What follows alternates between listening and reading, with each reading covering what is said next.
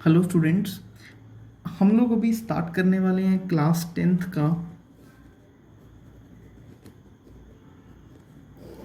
Physics का जो chapter है।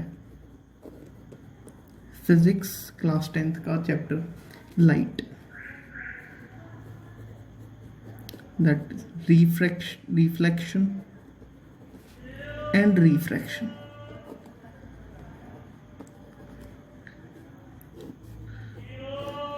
वैसे तो it is the branch of the physics which deals with the optics.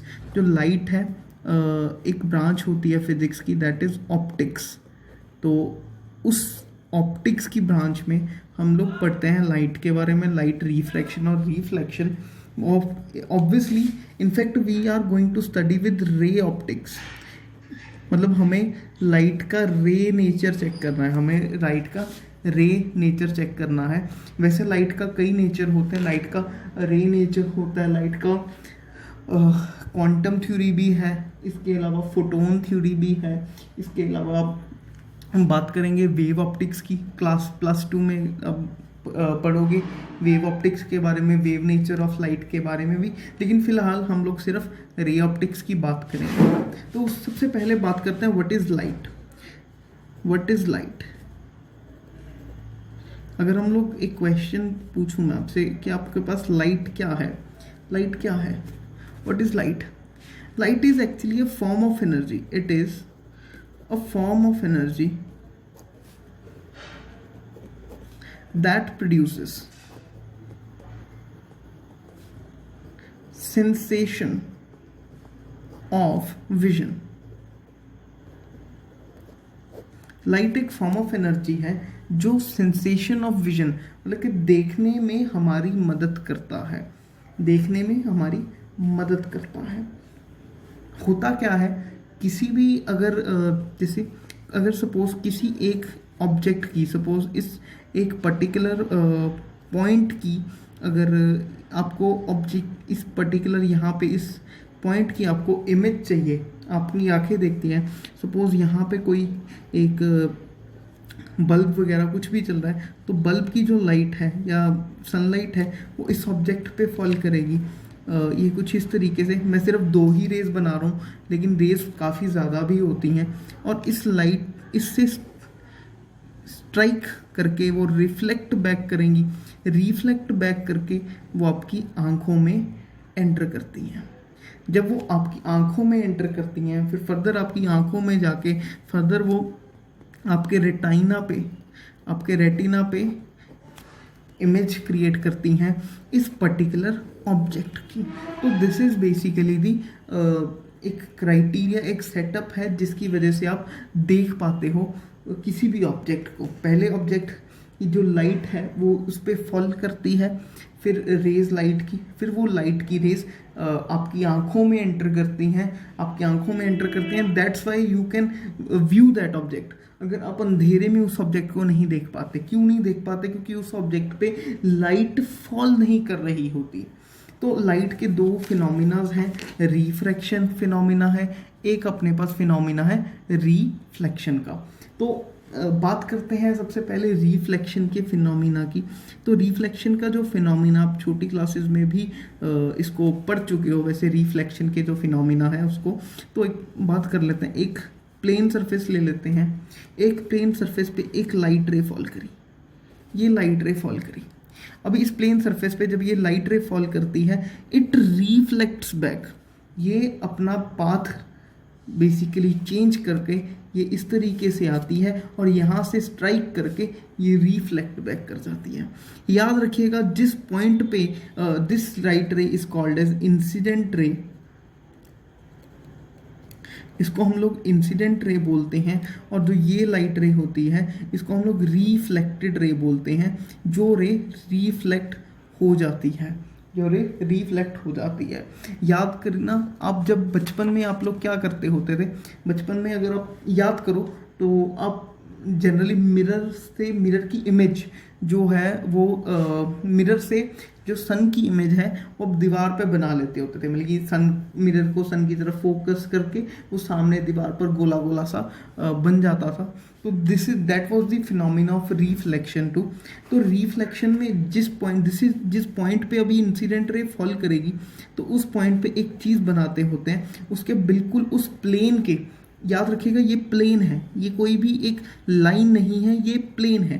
Plane मतलब कि एक प्लेन सरफेस से पेपर है, पेपर पे कुछ इस तरीके से अगर लाइट रे फॉल करती है तो इस तरीके से वो लाइट रे अपना पाथ चेंज करके रिफ्लेक्ट कर लेती है। ये प्लेन है, ये प्लेन है, और प्लेन के एक परपेंडिकुलर बिल्कुल सीधी एक जो चीज़ बनाते हो बिल्कुल प्लेन के परपेंडिकुलर अगर मैं पेन रखूं तो वो हमारे पास नॉर्मल रे होती है। मतलब कि जो ये रे है this is called as normal ray.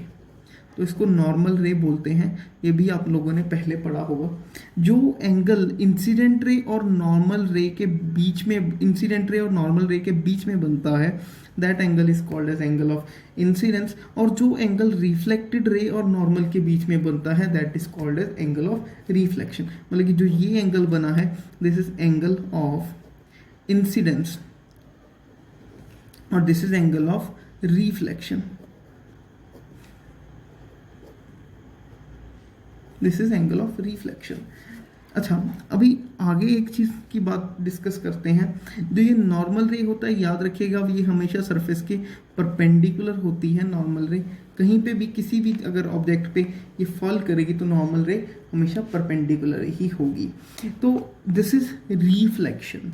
तो एक बेसिक सा आइडिया रिफ्लेक्शन का है, वैसे ही एक बेसिक सा आइडिया पहले रिफ्रैक्शन का भी ले लेते हैं। रिफ्रैक्शन में क्या होता है, रिफ्रैक्शन में लाइट रे रिफ्लेक्ट नहीं करती है बल्कि वो दूसरे मीडियम में एंटर करती है।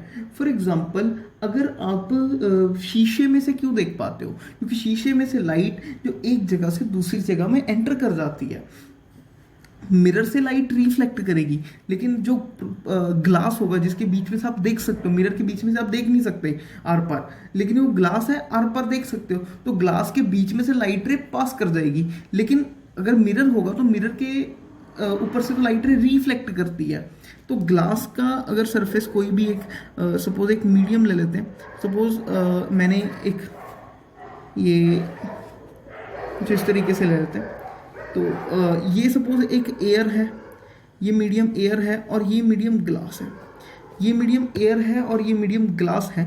तो क्या हुआ, अगर यहाँ पे एक लाइट रे आती है, यहाँ पे अगर लाइट रे आई, हम लोगों ने यहाँ पे क्या बना दिया नॉर्मल, जहाँ पे इंसिडेंट रे फॉल करेगी this was the incident ray, light रे जो आती है ये इंसिडेंट रे आई। मैं हमेशा आपको ये बात बोलता हूँ जहाँ पे इंसिडेंट रे आती है वहाँ पे नॉर्मल बना लेना है। तो जब नॉर्मल बन जाता है, नॉर्मल बनने के बाद जो ये लाइट रे है ये इसने पास तो कुछ ऐसा करना होता है, इसको ऐसा ही पास करना है, that is called as rectilinear. जो वे होता है लाइट का रेक्टिलिनियर में जाता है, रेक्टिलिनियर मतलब कि एक सीधी लाइन में पास करना। लेकिन ये लाइट रे बेंड कर जाती है, ये लाइट रे बेंड कर जाती है और इसका बेंड करने की जो वजह होती है क्योंकि एयर में लाइट की स्पीड होती है जनरली, आपको जो पता है वैक्यूम वाली लाइट की स्पीड 3 × 10⁸ मीटर पर सेकेंड जो लाइट की स्पीड होती है वो एयर में होती है या वैक्यूम में होती है। लेकिन वो लाइट की स्पीड अगर मैं ग्लास में देखूं तो ग्लास में वो स्पीड डिक्रीज कर जाएगी क्योंकि ग्लास एक डेंसर मीडियम है, एयर एक रेयरर मीडियम है लेकिन ग्लास एक डेंसर मीडियम है। रेयरर और डेंसर का मतलब जो मीडियम ज़्यादा गाढ़ा हो, गाढ़ा डेंसिटी जिसकी ज़्यादा हो वो एक डेंसर मीडियम है। डेंसर मीडियम में लाइट की स्पीड ऑब्वियसली डिक्रीज करेगी। तो इस कारण से जो लाइट की स्पीड डिक्रीज करती है जिस वजह से हमारे पास लाइट रे बेंड कर जाती है। तो ये रिफ्रैक्शन है जिसमें लाइट रे एक मीडियम से दूसरे मीडियम में पास कर जाती है। अच्छा जी, फर्दर एक चीज़ की बात करते हैं रिफ्रैक्शन में। सपोज अगर ये मीडियम डेंसर मीडियम हो और ये मीडियम रेयरर मीडियम हो, और ये मीडियम रेयरर है और ये डेंसर है, इस केस में अगर पहले लाइट रे फॉल करी डेंसर मीडियम से आ रही है और उसको रेयरर मीडियम में एंटर करना है। डेंसर मीडियम की ऑब्वियसली आपको पता है डेंसिटी ज़्यादा होती है और रेयरर मीडियम की एज कंपेयर्ड डेंसिटी कम होती है। तो लाइट रे जब denser medium to rarer medium में जाएगी तब light ray it will bend it will bend away from the normal, light ray away from the normal जाएगी, मतलब वो नॉर्मल से दूर जाएगी। अगर लाइट रे रेयर टू डेंसर जाती है, अगर लाइट रे रेयर टू डेंसर जाएगी तो it will bend towards the normal, वो नॉर्मल के पास में जाएगी। If light ray bends towards the normal, अगर वो रेयर टू डेंसर में मूव करेगी, मतलब डेंसर में उसकी स्पीड कम थी लेकिन रेयर में उसकी स्पीड ज़्यादा थी। वाइल अगर देखा जाए, अगर देखा जाए रेयर में उसकी स्पीड कम है, डेंसर में ज़्यादा है, मतलब यहाँ से कम स्पीड वाली जगह से ज़्यादा स्पीड वाली जगह में जाएगी तो it will bend away from the normal. अगर वो ज़्यादा स्पीड वाली जगह से कम स्पीड वाली जगह में लाइट रे एंटर करती है तो it will bend towards the normal. तो ये कुछ रिफ्रैक्शन का बेसिक सा आइडिया था। तो इसके अभी रिफ्लेक्शन पे आते हैं दोबारा से, लॉज ऑफ रिफ्लेक्शन की बात करते हैं, फिर लॉज ऑफ रिफ्रैक्शन की बात करेंगे। Let's talk about laws of reflection.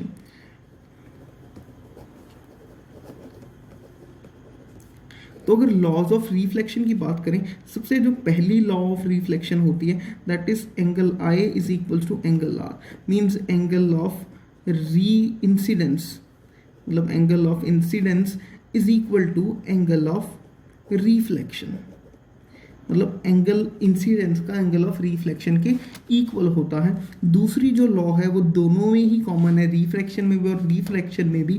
तो क्या हुआ, जो इंसिडेंट रे क्या बोलता है, वो incident ray, reflected ray and normal रे all lie on same plane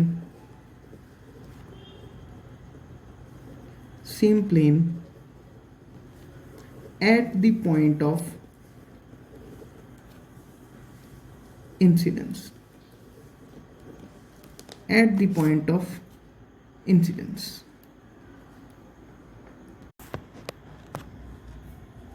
बात करते हैं लॉज ऑफ रिफ्रैक्शन की।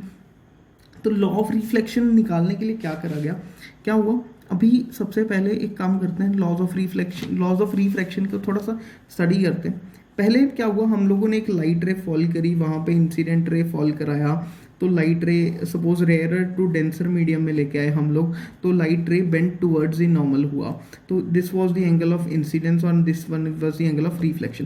पहली बार में माना कि एंगल ऑफ I1 पे और ये एंगल ऑफ R1 पे थी, तो हम लोगों ने एंगल्स निकाल लिए। एक बार में एंगल I1 निकाला और यहाँ पे एंगल ऑफ रिफ्लेक्शन R1 आया। फिर लाइट रे सपोज मैंने थोड़ी सी और बेंड करा दी, लाइट रे बेंड करा दी, तो मैंने कुछ यहाँ पे लेके आया, तो वो और थोड़ी सी नॉर्मल के पास में बेंड कर जाएगी, मतलब कि एंगल ऑफ इंसिडेंस थोड़ा ज़्यादा हो जाएगा, तो वो और थोड़ा सा इधर को आ जाएगी या उधर को चली जाएगी। तो मतलब कि अगर मैंने एंगल ऑफ इंसिडेंस I2 लिया तो एंगल ऑफ रिफ्रैक्शन R2 आया।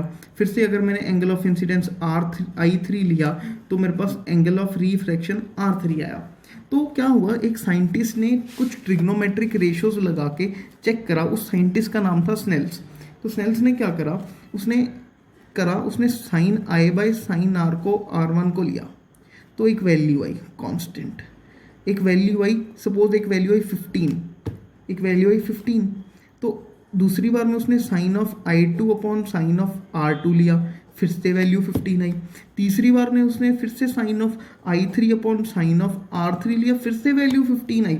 लेकिन एक बात याद रखिएगा, उसने सिर्फ सेम मीडियम लिए थे, हर केस में सिर्फ एंगल ऑफ इंसिडेंस चेंज किया था, लेकिन मीडियम तो सेम ही थे। अगर ये एयर है तो ग्लास था, ये दूसरी बार में भी एयर ग्लास था, तीसरी बार में भी एयर ग्लास था, तो एक ही मीडियम के लिए उसने चेक करा तो हर बार में sine I by sine R की वैल्यू सेम आ रही थी। तो उसने जो लॉ दी, उसने बोला कि sine I by sine R is constant. This is the first law of refraction and it is called as Snell's law. इसको स्नेल्स लॉ भी बोल देते हैं। ये फर्स्ट लॉ है रिफ्रैक्शन की। जो दूसरी लॉ है रिफ्रैक्शन की, वो क्या कहती है कि इंसिडेंट रे, फिर से वही रिफ्रैक्टेड रे, इस केस में बस रिफ्रैक्टेड रे and normal all lie on the same plane at the point of incidence। फिर से वही सेम लॉ, लेकिन sine I by sine R is constant, जो कि स्नेल्स लॉ है। ये this was the first law of refraction. इसके बाद में हम लोगों ने रिफ्लेक्शन में हम we will study about 3 types of mirrors. हम लोग रिफ्रैक्शन मिरर में होगी तो 3 तरीके के मिरर के बारे में स्टडी करेंगे। एक प्लेन मिरर के बारे में, एक we will study about convex mirror, एक we will talk about concave mirror. इस चैप्टर में हम लोग 3 मिरर के बारे में बात करेंगे। रिफ्लेक्शन के केस में अगर हम लोग रिफ्रैक्शन के केस में बात करें, दिस वाज द रिफ्लेक्शन के केस में 3 मिरर के बारे में बात करेंगे। अगर हमारे पास रिफ्रैक्शन होगी, रिफ्रैक्शन में we will talk about 2 types of lenses. हम लोग लेंस के बारे में बात करेंगे, 2 टाइप के लेंस के बारे में बात करेंगे। एक कन्वेक्स लेंस के बारे में बात करेंगे, हम लोग एक कनकेव लेंस के बारे में बात करेंगे। फर्दर नेक्स्ट लेक्चर में डिस्कस करेंगे जो भी होगा।